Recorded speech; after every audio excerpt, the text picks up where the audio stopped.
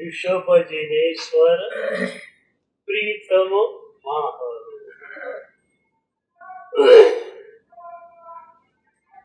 ભક્તિની એક મજાની ધારા,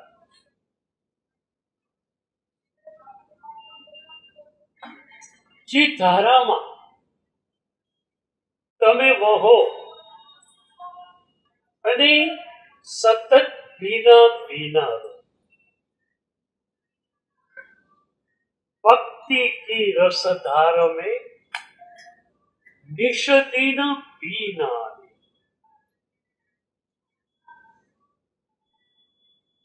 ई प्रभुनो प्रेम वरसतो होय, આપણે કઈ રીતે એને જીવીએ? પરમાત્મા એમ કે હું તને ચાહું છું। You are my beloved one, my child। ખુદ પ્રભુ જ્યારે કે હું તને ચાહું છું, ત્યારે આપણી ફિલિંગ્સ કઈ હોય?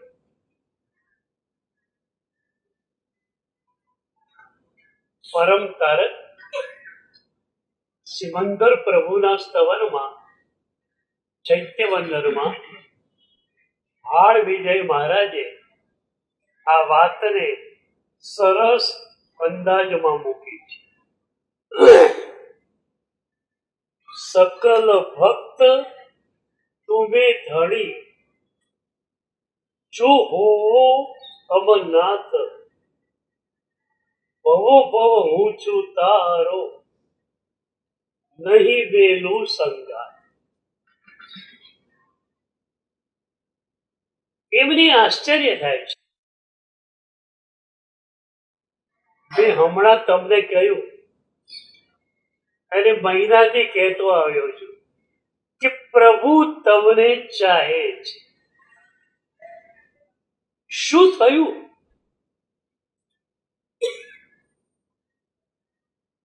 રોમાંચ ખેલ્યા, ગળે ડુસકા આવ્યા, આંખોમાંથી આંસુની ધારા પ્રગટી? શું થયું? ભાણ વિજય મહારાજ કહે છે, સકલ ભક્ત તમે દળી। તમે આખા જગતના લોકોના નાથ હોઈ શકો અને છો, પણ શું મારા નાથ ખરા? જો હોવો મુજ નાથ। જો પ્રભુ તમે એમ કહી દો કે તું મારો આશ્રિત છે, તું મારો પ્રીતિપાત્ર છે, હું તને ચાહું છું, તો એ જ ક્ષણે બધું જ મૂકીને તારા ચરણોમાં હું બેસી જઈશ। ક્યાં સુધીનું પ્રોમિસ આપ્યું ભક્તે? ભવો ભવ હું છું તાહરો, નહીં મેલું સંગાત। આ જન્મમાં જ નહીં, જ્યાં સુધી તું મને મોક્ષમાં ન લઈ જાય ત્યાં સુધી એક એક ભવની અંદર હું તારો જ છું। એક સવાલ થાય, કહેનાર એક બહુ જ વિદ્વાન મુનિરાજ છે। એક ભક્ત ઈચ્છા કરી શકે કે જન્મો જન્મમાં પ્રભુ તમારા ચરણોની સેવા મળો, પણ વચન કઈ રીતે આપી શકે? પ્રાર્થના કરી શકાય, વચન કઈ રીતે આપી શકે? ભવો ભવ હું છું તારો। બહુ જ ઊંડી વાત અહીંયા છે। આ જન્મની અંદર પ્રભુનો રંગ તમારા અસ્તિત્વ ઉપર લાગી ગયો તો આવતા જન્મમાં, એના પછીના જન્મમાં, એના પછીના જન્મ પ્રભુ સિવાયનો કોઈ રંગ તમારા અસ્તિત્વ ઉપર ચડવાનો. મહેનત ખાલી થોડા દિવસોની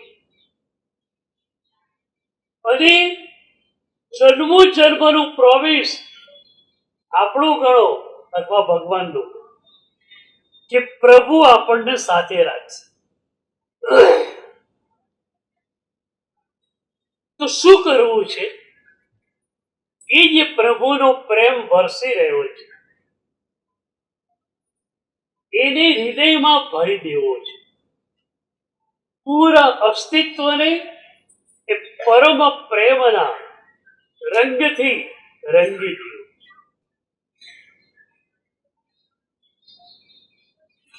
એક ભક્તને ક્યારે પણ શંકા નથી થતી કે આવતા જન્મમાં પ્રભુ મળશે કે કેમ. કોઈ પૂછે પ્રભુ મળશે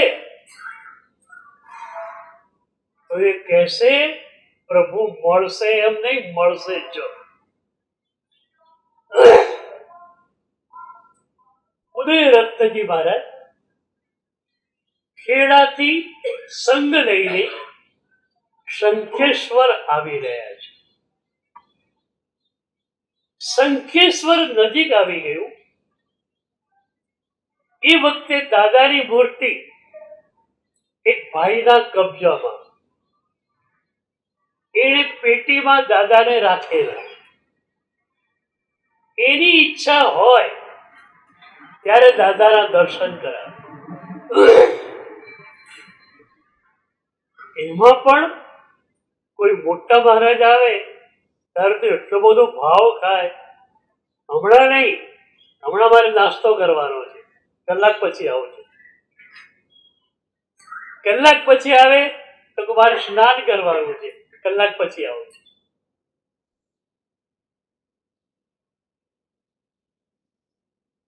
તો શંખેશ્વરના પરિસરમાં ઉદયરત્નજી મહારાજ સાહેબ ચાલી રહ્યા છે. આંખોમાં પ્રભુ છે, હૃદયમાં પ્રભુ છે. એ વખતે એક ભક્તે પૂછ્યું કે ગુરુદેવ, આપણે સંગ લઈને તો જઈએ છીએ પણ પ્રભુનું દર્શન તો થશે?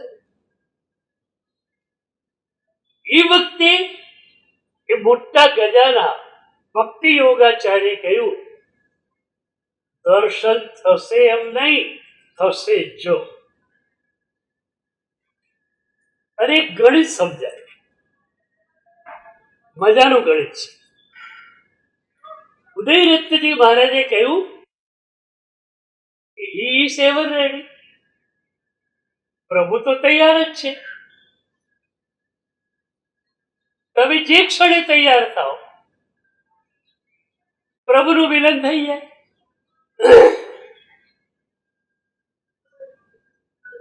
પરમ ચેતનાને આપણે અવકાશ કલ્પીએ તો એ અવકાશ ઝડુંબીને અહીં સુધી આવી ગયો છે. તમારા હાથને ખાલી 1.5 ફૂટ તમારે ઉચકવાનો છે.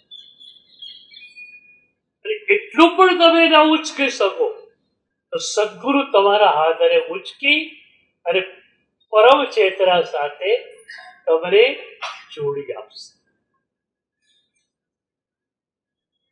તો બહુ મજાનું ગણિત સમજાવ્યું કે પ્રભુ તો તૈયાર હતા છે જ, આપણે તૈયાર થયા છીએ તો મિલન થવાનું જ છે. જે ક્ષણે તમે તૈયાર થયા તમારી વિરહ વ્યથા શાર્પલી ઘૂંટાઈ, બીજી ક્ષણે પ્રભુનું મિલન. વિરહ વ્યથાનું જે એક્સ્ટ્રીમ બિંદુ છે એની બાજુમાં જ મિલનનું પ્રારંભિક બિંદુ છે. પ્રભુ માટે છાતી ફાટ રડ્યા તમે. પ્રભુ તમને બાહોમાં લઈ લેશે. પ્રભુ તમને ઉચકી લેશે. તો પ્રભુ તૈયાર છે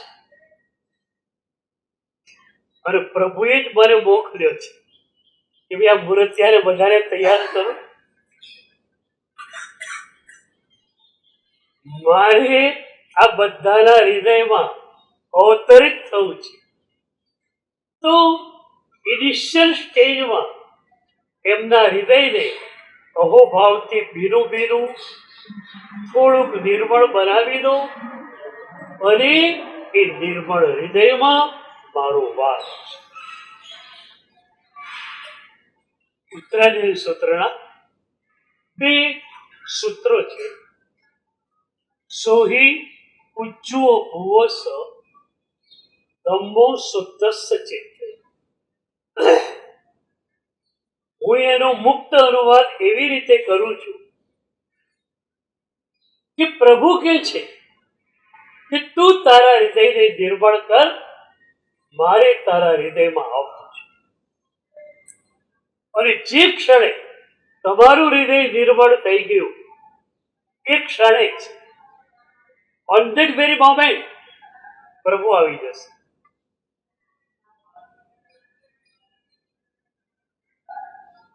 અને એકવાર પ્રભુ મળી ગયા, અસ્તિત્વના સ્તર પર પ્રભુનો રંગ ચડી ગયો, પછી આવતા જન્મમાં બીજું કઈ નહીં ગમે. આજે પણ એવા દીકરાઓ છે 6 કે 7 વર્ષની ઉંમર હોય, એ કહે છે મારે દીક્ષા લેવી છે. એના સંબંધીઓ, એના માતા પિતા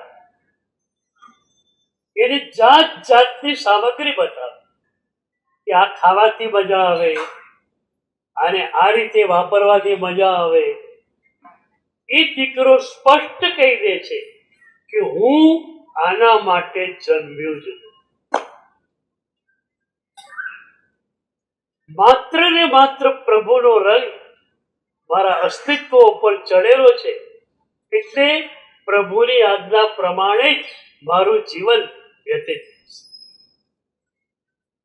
આ વાત બાળ વિજય મહારાજે કહી. ભવો ભવ હું છું તાહારો. એક જન્મમાં પ્રીતિની ગાંઠ બંધાઈ ગઈ. જન્મો જન્મમાં અખંડ રીતે એ પ્રીતિની દોર ચાલશે. એટલે જ કહ્યું તો અવિચ્છિન્નમ. પ્રભુનો વરસતો પ્રેમ કેવો છે? અવિચ્છિન્નમ, અખંડ. એકવાર એ મળી ગયો, તમારા હૃદયને સ્પર્શી ગયો,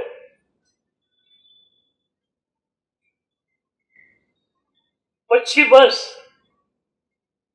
બીજા કોઈનાય માટે તમારા હૃદયમાં પ્રવેશ બંધી થઈ જશે. એક ક્ષણ એ મળે, અલગ ચલો. અને આપણું મન વિપરીત છે.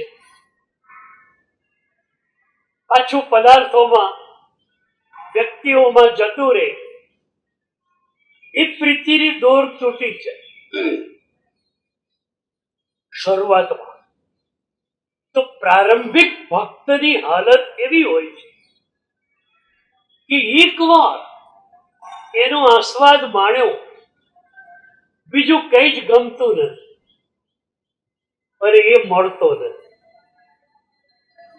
વિરહ વ્યથાની શાર્પનેસ આ ક્ષણોમાં આવે છે. આ જીવન માત્ર પ્રભુને સોંપી દો. અરે જીવન પણ નહીં, થોડા દિવસો બસ પ્રભુનો રંગ તમારા અસ્તિત્વના સ્તર પર લાગી જાય. 8 દિવસ અહીંયા બેસી જાઓ, રંગ લગાડી દઈએ.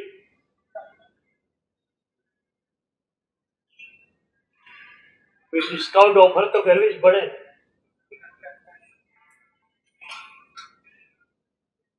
અહીંયા છે ને અમારે ઘર જ છે, તમારે નથી. અમારે કેમ ગરજ છે?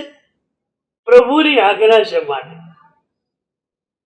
પ્રભુની આજ્ઞા છે કે આ બધાના હૃદયોને નિર્મળ બનાવો, મારે એમાં અવતરિત. એટલે અમને ગરજ છે તમને નિર્મળ બનાવવા માટે. તમને એક ઝંખના પેદા થઈ જાય, કામ શરૂ અને પૂરું. તો ઉદયરત્નજી મહારાજે કહ્યું કે પ્રભુ તો તૈયાર જ છે, તમે બધા આજે તૈયાર થઈ ગયા છો, તો પ્રભુ દર્શન આપશે જ. શંખેશ્વર ગામમાં ગયા, સીધા જ પેલા ભાઈને ત્યાં, જેના ત્યાં પેટીમાં પરમાત્મા છે. પેલા ભાઈને સમાચાર મળી ગયા, આજ મોટા મારા સાહેબ આવે છે અને જોડે આખો સંઘ છે. આજ તો ભાવ બરોબર પૂછ્યો, એમને એમ દર્શન કરાવવું જ નહીં. પણ એવી રેવડી એરી થઈ ગઈ. ઉદયરત્નજી મહારાજ અંદર આવે, પેલા ભાઈની અપેક્ષા તો એ હતી મારી પાસે આવશે, મને કહેશે પહેલા પેટી ઉગાડ, પ્રભુના દર્શન આવે. પણ ઉદયરત્નજી મહારાજે પેટી જોઈ, સીધા પેટી પાસે બેસી ગયા. પેલા ભાઈ વિચારે પેટી ઉપર ખંભાથી તાળું ઠોક્યું છે, ચાવી મારી પાસે છે, મહારાજ ત્યાં જઈને કેમ બેઠા?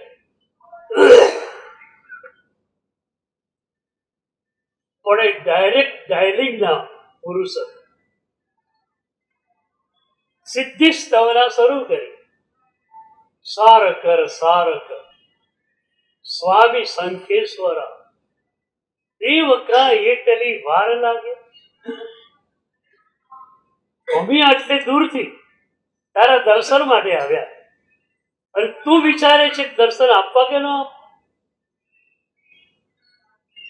કોડી કર જોડી દરબાર આગે ખડા, ઠાકુરા ચાકરા માન માંગે. તું ભાવ પૂછાવે છે અત્યારે કે દર્શન આપવું કે ન આપવું? અને એ ભક્તની પ્રાર્થના એ જ ક્ષણે તાળું તૂટી ગયું, પેટીનું ઢાંકણું પરમાત્મા ઉપર આવી.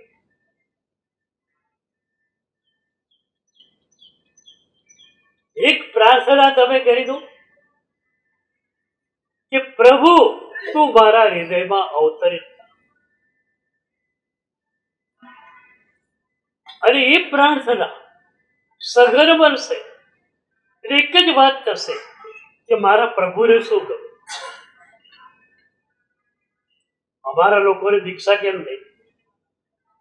એક જ વાત, પ્રભુ પ્રત્યેનો રાગ પેદા થયો, અને પછી થયું કે મારા પ્રભુને શું ગમે? હું સંસારમાં રહું એ ગમે કે હું એના ચરણોમાં આવું એ ગમે? મારા પ્રભુને આ ગમશે. સંસાર છૂટી ગયો.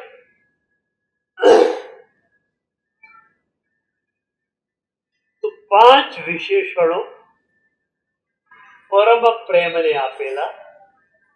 છેલ્લું વિશેષણ છે સૂક્ષ્મતરમ. એ પ્રભુનો પ્રેમ કેવો છે? સૂક્ષ્મતર.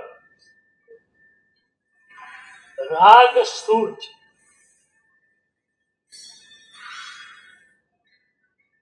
કોઈ વ્યક્તિના ગુણો જોઈને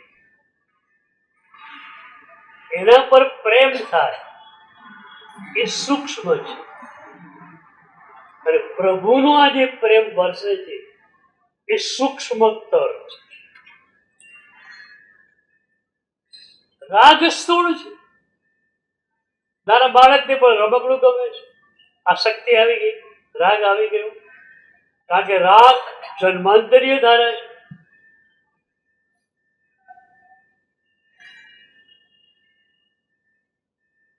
કોઈ ગોળી વ્યક્તિને જોઈ અને એના ગુણ ગમી ગયા, અને એ ગુણો ઉપર તમને પ્રેમ થયો,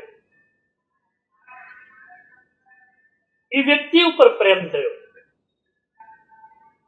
એ સૂક્ષ્મ. પણ એટલું યાદ રાખો કે એ વ્યક્તિ પરનો પ્રેમ ગુણાધારિત છે.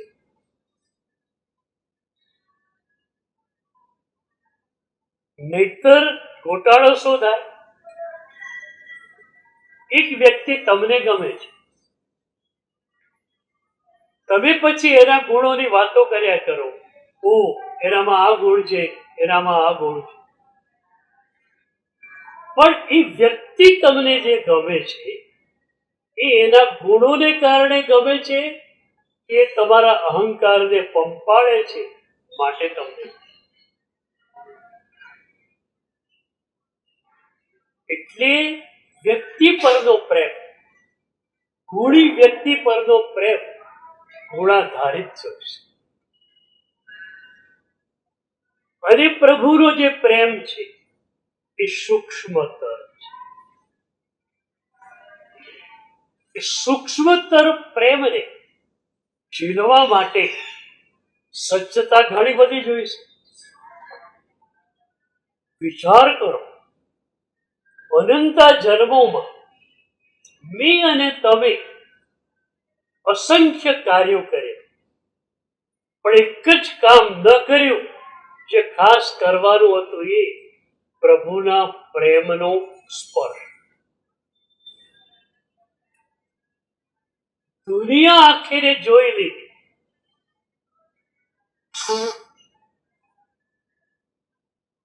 દુનિયા આખીને પગ તળે ખૂંદી નાખી, બધું જ કર્યું, પણ પ્રભુનો સ્પર્શ.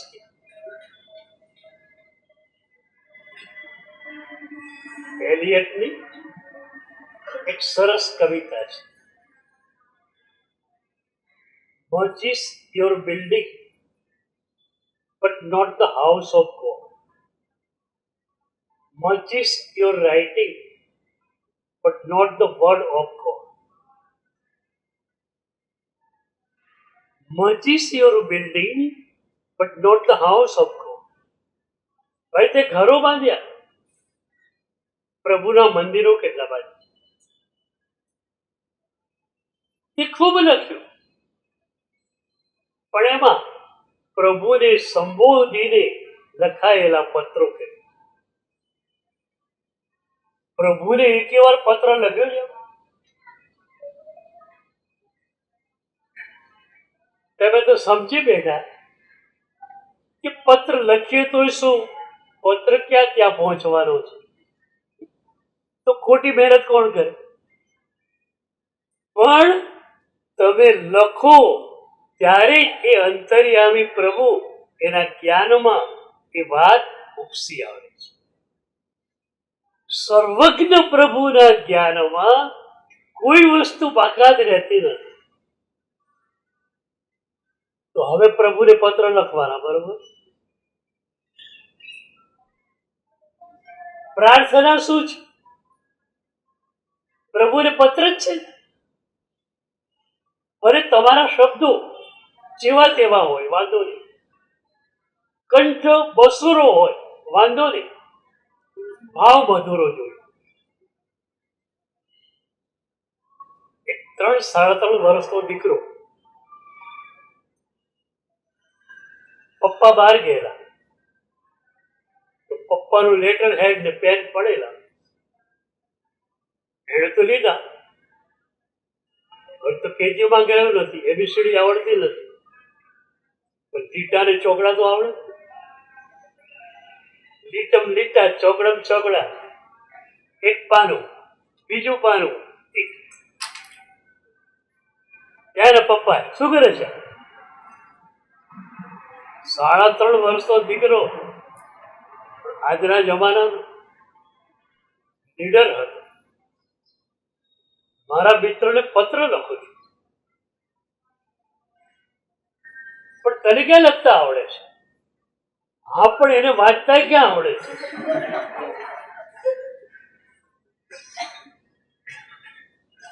અહીં તો તમે ન લખો તો પણ એ અંતર્યામી તમારા ભાવોને સમજી.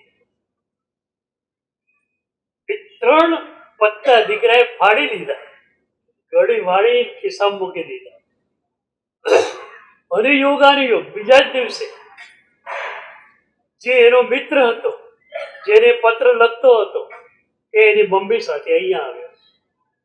એટલે આને બતાવ્યું, જો કાલે જ મેં તને આ લેટર લખ્યું હતું.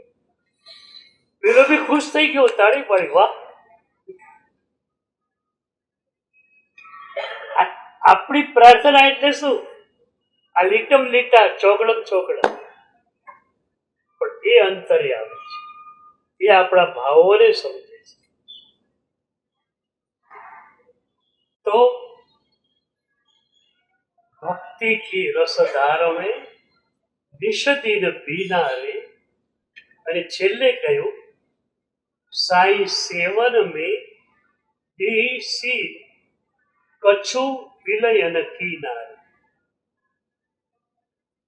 અહંકારને પ્રભુના ચરણે મૂકી દીધું અને પ્રભુને આખાને આખા પામી દીધું. તમે તમારો કચરો આપો અને સામે તમને સોનું મળે. તમે તમારા અહંકારને આપો અને પ્રભુ પૂરા ને પૂરા તમને મળે. પર્યુષણા પર્વમાં એવી આરાધના કરજો કે તમે પ્રભુને પામી જાઓ.